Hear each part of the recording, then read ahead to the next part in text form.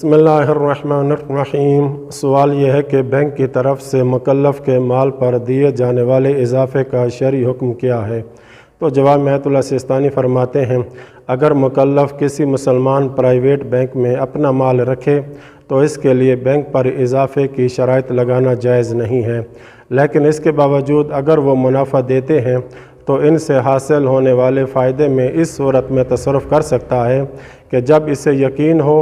کہ بینک مالکان کو چاہے علم ہو بھی جائے کہ وہ حاصل شدہ مال کا شرعاً حقدار نہیں ہے، تب بھی وہ اس مال میں تصرف پر راضی ہیں۔ لیکن اگر وہ اسلامی ممالک میں سرکاری یا نیم سرکاری بینک میں اپنا مال جمع کروائے اور ان پر اضافہ دینے کی شرط بھی عائد نہ کی ہو تو حاکم شرعی کی اجازت سے اس کے لیے وہ مال لینا جائز ہوگا، جبکہ آیت اللہ العظمیٰ سید سیستانی نے مکلف کے اموال پر حکومت کی طرف سے کیے گئے اضافے کا آدھا حصہ کسی دیندار فقیر کو صدقہ کرنے کی شرط پر باقی اموال کو مکلف کے لیے جائز قرار دیا ہے۔ جیسا کہ اگر کوئی بینک میں 50 لاکھ روپے رکھے اور کچھ عرصے کے بعد حکومت اس میں اپنی طرف سے 50,000 کا منافع شامل کرے تو اگر یہ مکلف بینک سے 50,000 کیش کروائے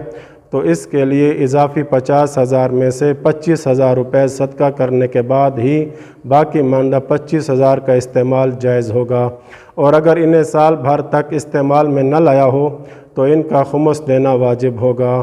دوسرا سوال یہ ہے کہ اگر بینک میں رکھے نقدی اموال پر بینک کی طرف سے شامل کیے گئے منافع کیش نہ کرا دیا جائیں تو کیا اس صورت میں بھی ان پر خمس واجب ہو جائے گا؟ تو جواب میں فرماتے ہیں،